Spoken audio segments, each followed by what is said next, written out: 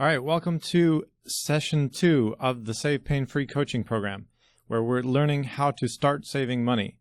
Session 2 is on philosophy. We're talking about your money philosophy, your attitude towards money. So remember, the course is designed to model after the 6 steps to save pain-free, so we are in step 2 at the moment.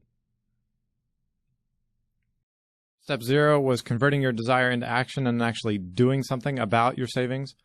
Last session in step 1, we were all about discovering where you're at with money and how you think about money. Now we are in step 2 about rewriting your money philosophy. So we're trying to erase all the attitudes in the past that you had towards money, give you a blank slate, and rebuild in a healthy way. The next step will be about developing and implementing your money strategy. And then step 4 will be about optimizing your money habits. And then the last step, step 5, we will ensure that you're maintaining the money system that you put in place. So like I said, again, we're in step 2 currently, so we're all about rewriting your philosophy right now. So this is about giving up, comparing yourself to others, thinking long-term, being intentional, and making it easy on yourself.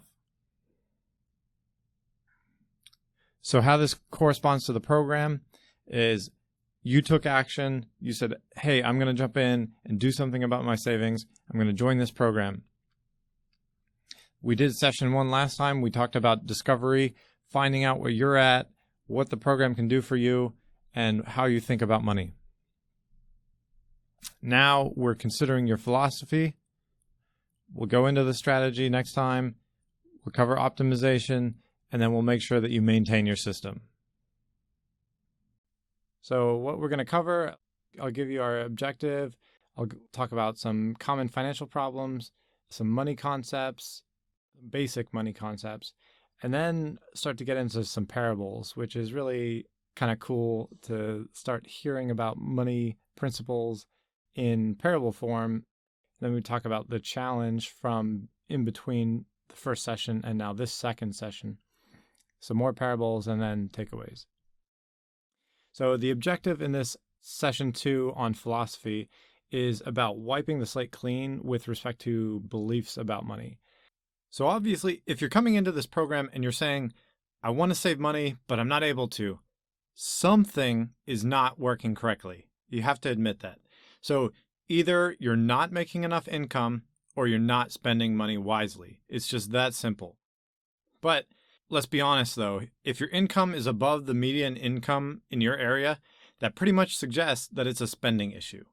That means you need to recalibrate your philosophy towards money. That means a complete rewrite of the paradigms in your mind.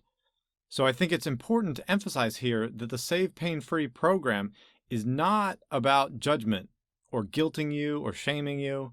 It's actually about eliminating your guilt and shame, moving past it, and empowering you to transcend your situation.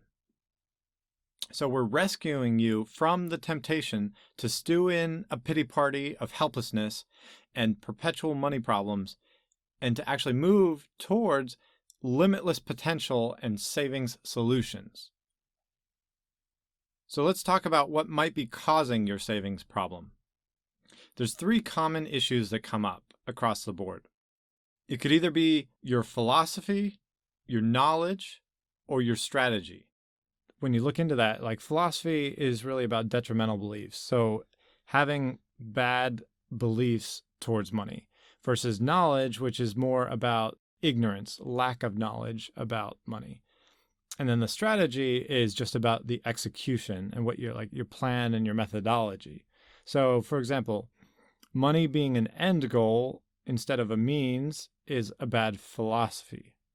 Or thinking short-term instead of long-term, again, a bad philosophy. But then if you're making the minimum payments on your credit card because you think that's what you should do, but it's really actually not what you should do, that's a problem of knowledge. You think you're doing the right thing, but you're not. And then strategy, if you're just not budgeting, but you know that you should, that can be a strategy issue that you're just not actually putting a plan together and then executing on it.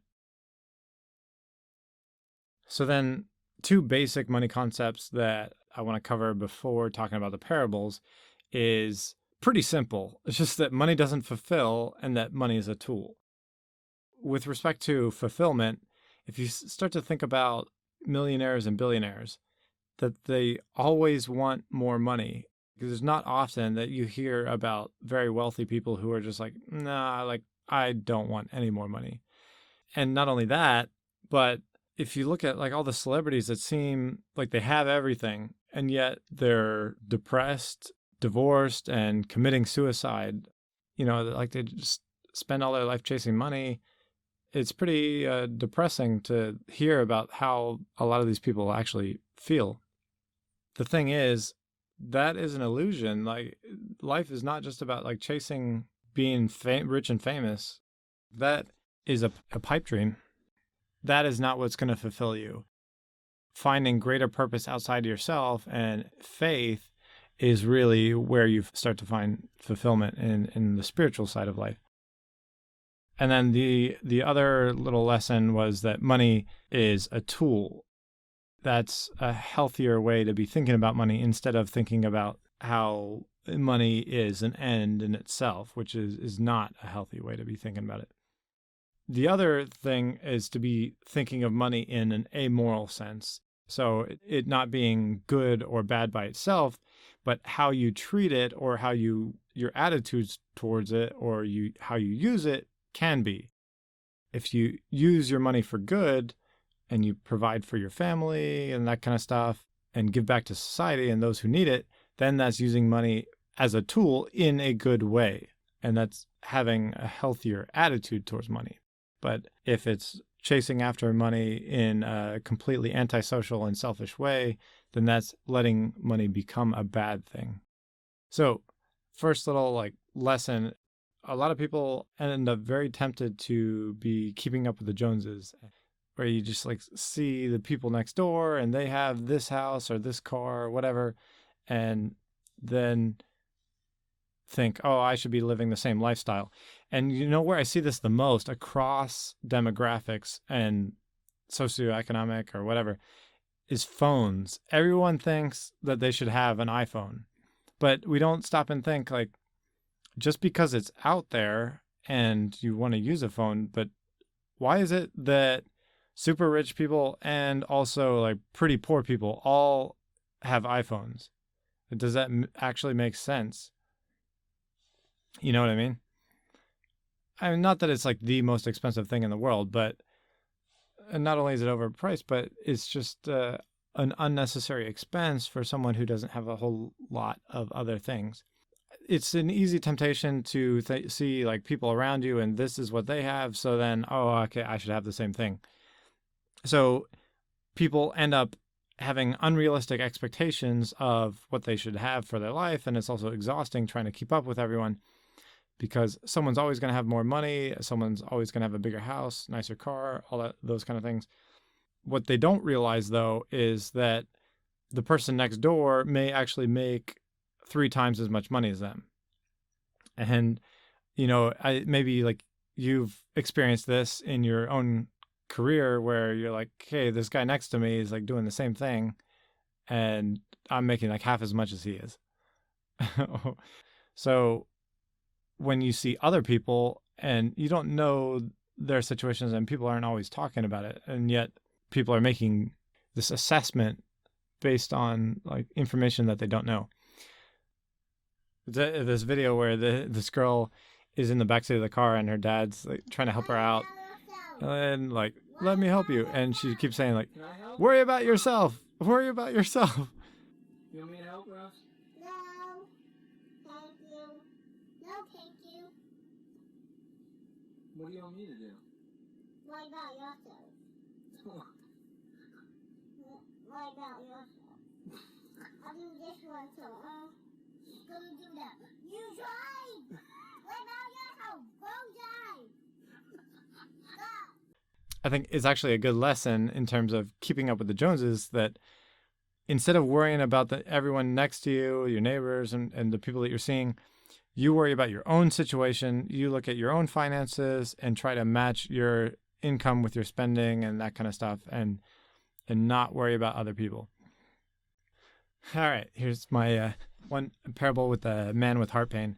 So there's an overweight middle-aged man, and he eats a lot and doesn't exercise. So he starts to occasionally have chest pains. But then at his annual physical, he complains about the pain, and the doctor tells him he's got high blood pressure. So his lifestyle isn't great, and the doctor says he should exercise and change his diet up. Of course, the man doesn't want to heed the doctor's advice, and so he continues doing the same thing, and the chest pain becomes more frequent. But then the next physical, he complains again that it's getting worse, and like he's got worse pain, as if like the doctor should just magically make it go away, because that's typically how we do things. And the doctor says, okay, it's getting worse. You really need to change your lifestyle or you could die. The man doesn't like thinking about it and doesn't want to give up the food that he likes. So then the next year, the doctor's office calls to schedule the man's physical, but the wife tells the office that the man has passed away from a heart attack. So that's kind of morbid, but the lessons here are that ignoring a problem doesn't fix it or make it go away. So the man with pain is you before save pain free, and then the pain is you're saving difficulties or you're saving problems. So instead of ignoring a problem, you have to address it head on, face your problems. This is like the big thing. Like ignoring the heart pain doesn't make it go away. You have to get help from the doctor. You have to change your diet, these kind of things, and that actually addresses the situation. So the other thing is money changes now, today, actually feel pain-free when compared to forced changes later. So if you have heart pain and you make changes to your diet and whatnot, and you're like, oh, this is a little bit difficult and I wish I didn't have to do this. And so you're saying, okay, it's a little bit painful, but relatively comparing that to what you would have to go through if you didn't make changes and that you have a heart attack and maybe you survive, and then if you don't change things later and you have to go full extreme or else you do die, then obviously the change earlier on would be pain-free compared to that. So the same thing applies with money. You know, making little changes today has a huge impact that's essentially pain-free versus what you're forced to do later down the line when you have absolutely no money and you're fully in debt or even more in debt and that kind of stuff. And by doing so, if you deal with the money issues now, you're actually able to enjoy more later, which is kind of the irony of it. But that's kind of like how enduring suffering and good things actually a lot of times come from difficulty or pain. But the last little lesson here is that savings is actually liberating and empowering. So the old paradigm is, you might think, I don't want to deal with savings, it's not fun. But the new paradigm is, if I deal with it, I'll be able to have fun. All right, I want to pause in between parables to have you stop and reflect on challenge 1. So remember, the challenges are meant to be a bridge between the sessions to help you digest and internalize the information for yourself. So challenge 1 asks you to do this self-reflection and analysis. And the point is to establish a baseline for you so you can see how you're thinking about money from almost like a third-party perspective. It's also meant to help you establish your priorities and motivators, because your motivators are really going to drive your behavior, and we're going to use those later on in the program. So now that you've heard about common financial problems, some basic money concepts, and the hopelessness of keeping up with the Joneses, and the danger of ignoring heart pain, I want you to consider what you identified about yourself in Challenge 1 and your situation. If you have to pause the video while you're doing that, that's fine. But think about how what you identified as your struggles and expectations compare to what I've been saying. Also, reconsider what you identified around your money philosophy, what you value, what brings you fulfillment, what you want to accomplish and buy, all those kind of things. Reconsider what you identified as your spending habits, what you identified as your feelings when you're spending, and then your actual spending amounts and how that measures up with your income.